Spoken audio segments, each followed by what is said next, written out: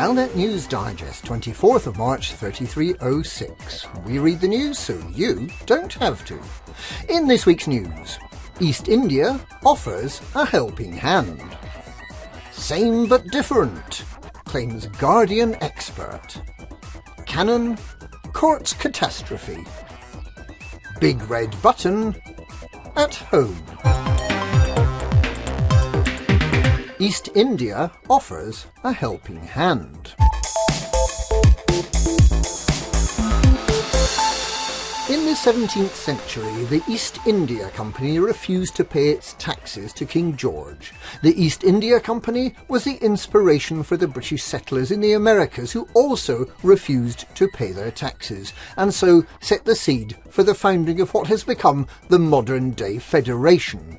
Zachary Hudson has a lot to thank the East India Company for.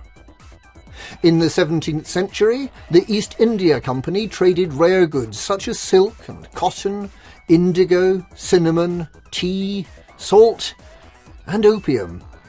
In modern times, the East India Company trades different goods such as Fujin tea, Kamitre cigars, Lavian brandy, Conga ale, Zihei companions, Suntil relics, and of course, meta-alloys.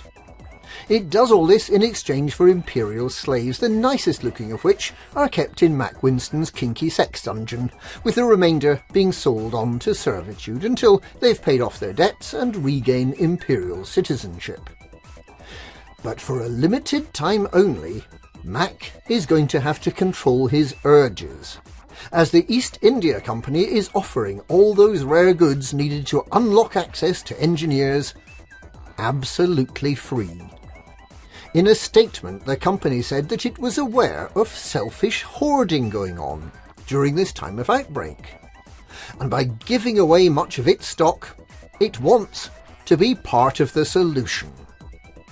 This offer, codenamed Operation Helping Hand, runs out on the 18th of April, so be sure not to miss out. The trading post can be found online at eicgaming.com. Same but different, claims Guardian expert.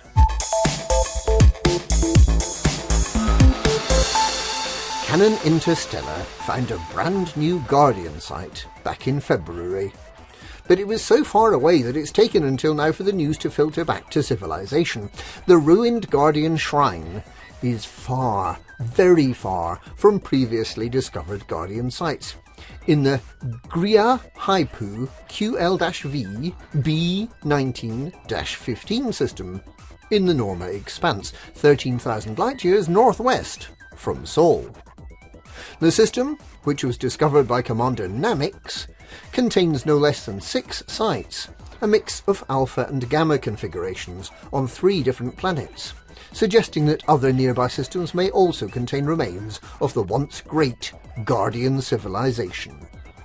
Canonn Interstellar had long imagined that there might be a Guardian presence closer to the galactic core, as the religious Guardian sect threw more and more effort into building these shrines in more and more remote locations.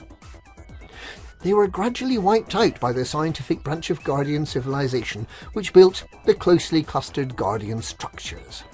Investigations are being hampered by the large permit-locked area around the HEN 2-333 Wolf-Rayet star.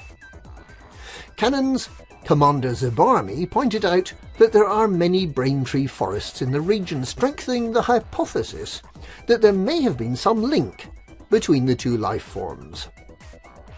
In related news, Canonn Interstellar is on the hunt for the unique Guardian site that Professor Melville wrote about back in 3303. This may be the centre of all the shrines, a shrine of shrines, somewhere on the bubble side of the last resting place of the research vessel Seat, in Call 173, Sector LJ-F, C12-0. Anyone with any information about a unique Guardian shrine, neither Alpha, nor Beta, nor Gamma, is asked to get in touch with Commander Dreamstate. Canonn courts Catastrophe.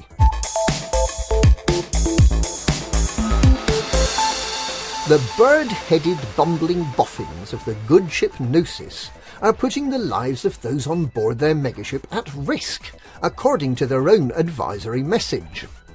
The notice reads, "The Gnosis will be doing a study of white dwarfs and neutron stars for the next few weeks.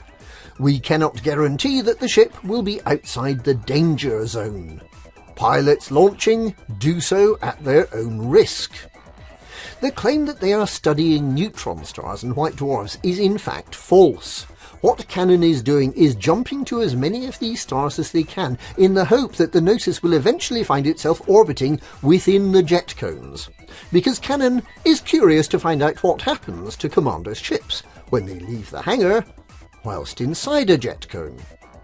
Commanders currently on board the Gnosis are warned in the most unequivocal terms that Canonn Interstellar is using them as test subjects, and that they should exercise the utmost caution anywhere within 5 light years of anyone wearing a lab coat.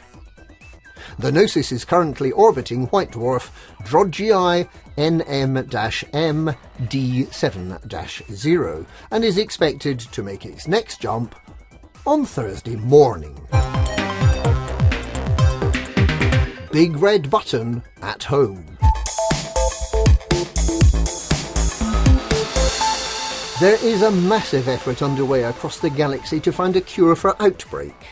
The Fuel Rats, the Hutton Truckers and many other organisations are dedicating their spare CPU cycles to vital scientific research as part of the Folding at Home programme, which is not, as it transpires, research into origami, but something potentially far more valuable.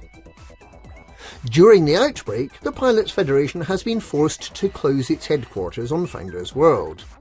The man with a head like an ostrich egg, only with the nest on top of the egg rather than the other way round, Commander Dav Stott, has been forced to work from his ground base, rather than from the Pilots Federation headquarters on Founders World.